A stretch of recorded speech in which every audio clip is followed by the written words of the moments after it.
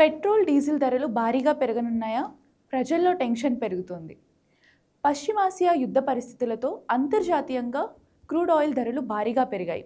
కానీ కేంద్ర ప్రభుత్వం క్లారిటీ ఇచ్చింది. పెట్రోల్, డీజిల్ ధరలు పెంచే ప్లాన్ లేదని స్పష్టం చేసింది. Ministry of petroleum and natural gas అధికారులు ఏమంటున్నారంటే, ప్రస్తుతం ధరలు స్థిరంగానే ఉంటాయి, వదంతులు నమ్మొద్దు అని చెప్పారు. ఇప్పటికే దేశంలో సరిపడా పెట్రోల్, డీజిల్, ఎల్పీజీ నిల్వలు ఉన్నాయని కూడా తెలిపారు.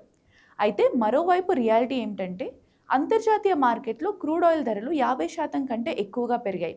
గతంలో $70గా ఉన్న ధర ఇప్పుడు $110లకు పైగా చేరింది.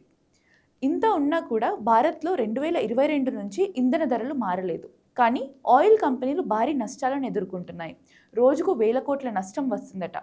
సో ఇప్పటికైతే రిలీఫ్, కానీ ఫ్యూచర్లో ఏం జరుగుతుందో చూడాలి. పెట్రోల్, డీజిల్ ధరలు భారీగా పెరగనున్నాయా? ప్రజల్లో టెన్షన్ పెరుగుతోంది.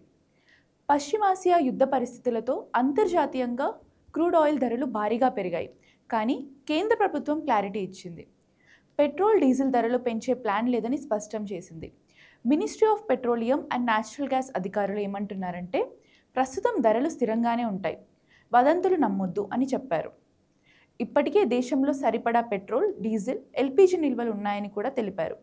అయితే మరోవైపు రియాలిటీ ఏమిటంటే, అంతర్జాతీయ మార్కెట్లో క్రూడ్ ఆయిల్ ధరలు 50% కంటే ఎక్కువగా పెరిగాయి. గతంలో $70గా ఉన్న ధర ఇప్పుడు $110లకు పైగా చేరింది. ఇంత ఉన్నా కూడా భారత్లో 2022 నుంచి ఇంధన ధరలు మారలేదు. కానీ ఆయిల్ కంపెనీలు భారీ నష్టాలను ఎదుర్కొంటున్నాయి. రోజుకు వేల కోట్ల నష్టం వస్తుందట. సో ఇప్పటికైతే రిలీఫ్, కానీ ఫ్యూచర్లో ఏం జరుగుతుందో చూడాలి.